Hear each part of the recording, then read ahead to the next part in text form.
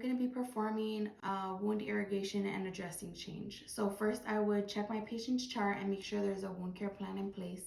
I would grab all my supplies necessary. I would perform hand hygiene. I would verify my patient's name and date of birth. I would also assess my patient's pain on a scale from 0 to 10. If pain is present, I would go ahead and administer any medication and then come back in 30 minutes. When I come back, I would close the curtain for privacy and also the door. I would then go ahead and put a wastebasket nearby. In this case, it's by the bed here. I would set up my supplies on the side table nearby. I would then go ahead and adjust my patient's bed at elbow height. After, I would go ahead and check the area for any dressings or tubes, for any tubes or drains present. I would then go ahead and adjust my patient's leg so that the wound is upward. In this case, it is. I would then go ahead and apply regular gloves.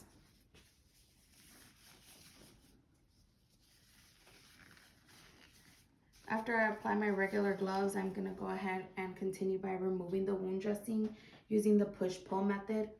If there is resistance with the tape, you can use adhesive remover, pushing the skin down, pulling the tape up.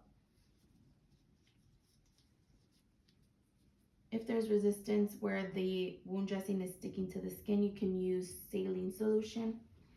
Once you take off the wound dressing, you want to assess the wound dressing for presence, amount, type, color, and odor. Once you've done that, you can throw away the wound dressing. Then you want to assess the wound for its appearance, drainage, eschar, epithelialization, any granular tissue, necrosis, sinus tract, stage, tunneling, and undermining. Then you want to go ahead and grab a Q-tip. And then on your Q-tip, there is a ruler. You measure the length of the wound. Then you want to measure the width of the wound from the widest part. Measure that, and then the depth. And then measure that here. Once you're done, you can throw that out, and you can also remove your gloves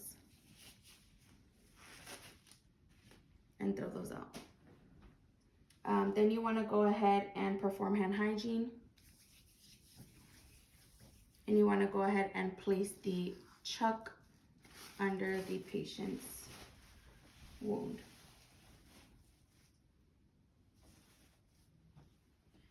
Once you've done that, you want to go ahead and set up your sterile field. You want to check your supplies for any expiration dates and make sure they're dry and intact.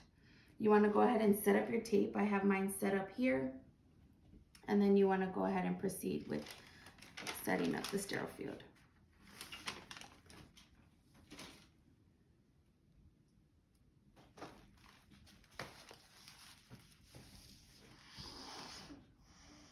You want to go ahead and open all your supplies 6 inches above the sterile field.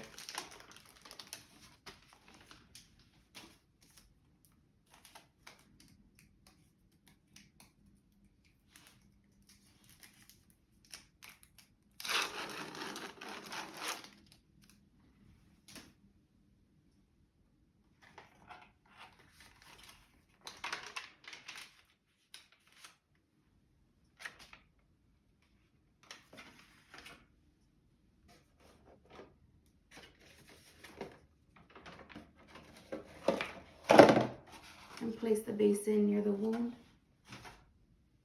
You want to go ahead and apply the ointment. Throw that out. And then you want to go ahead and pour the saline into the container here. Holding the saline where your hand is covering the label, you can take off the lid and place it in the sterile field, and then after, place it back up. Okay. Now you want to go ahead and put on your sterile gloves.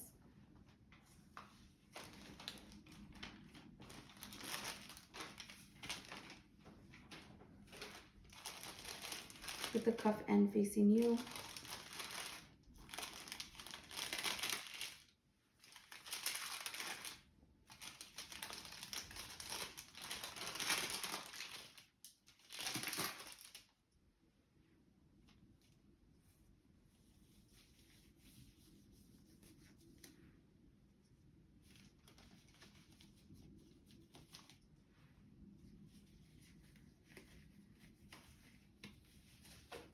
You want to go ahead and adjust any of your gloves after you've put them on. Discarding the paper tissue by picking it up in the middle and tossing it in the trash. You want to go ahead and start by applying pressure to the irrigation basin up against the wound and filling up your syringe with your dominant hand. You want to go ahead and run the irrigation until it is clear 1 inch above the wound.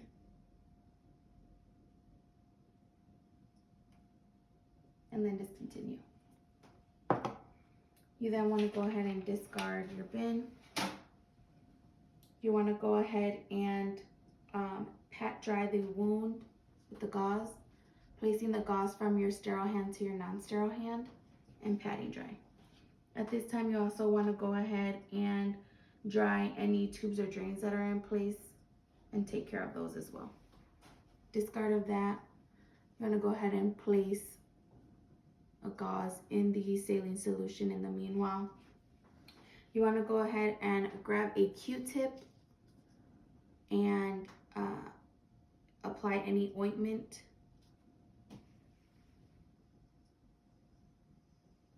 Throw that out. And then now you're gonna grab your wet saline. You'll squeeze it dry. You can use a Q-tip to pack the wound. I will grab a Q-tip with my sterile hand and place it in my non-sterile hand. And then grab the gauze, squeeze it dry, and then pack the wound.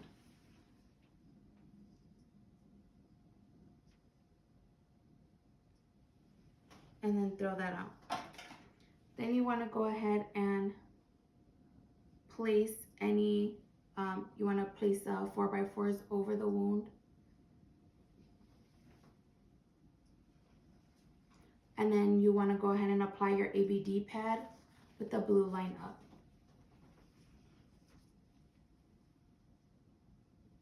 Then at this point, the wound is covered, so you can apply the tape with both hands.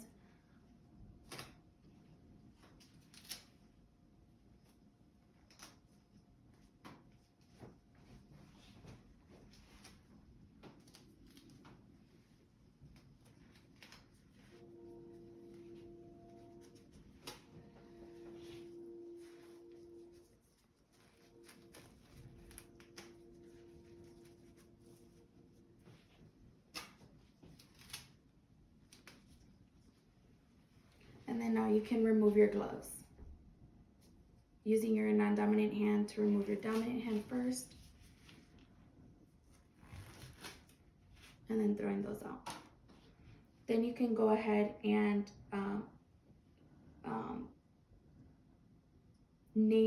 put your initials, the date and the time on a piece of tape, which I already have done. And then I would go ahead and place it on the dressing. Then I would go ahead and adjust the bed, take the bed back down to its appropriate height, down to the ground. And then I would remove any extra PPE and then perform hand hygiene. And then I would go ahead and assess the wound every shift. Thank you.